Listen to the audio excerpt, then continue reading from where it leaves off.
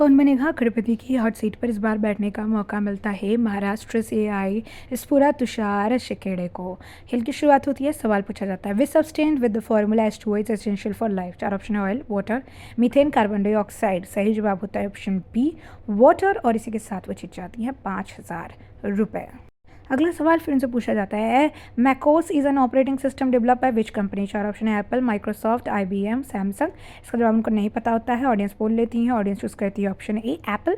बिल्कुल सही जवाब होता है, इसी के साथ वो जीत जाती हैं 25,000 रुपये।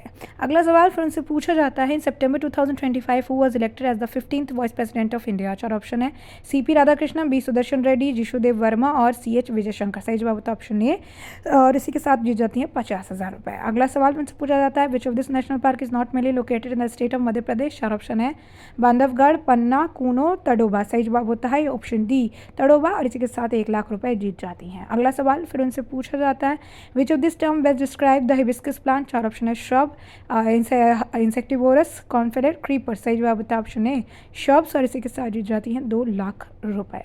अगला सवाल फिर उनसे पूछा जाता है, which of this consider among the most ancient representative of the human genus has a name that means handyman. चार ऑप्शन है, होमो सैपियंस, होमो इरेक्टस, होमो हैबिलिस और होमो न्यूकेडेथैनिस। सही जवाब उसका होता है ऑप्शन सी, होमो हैबिलिस।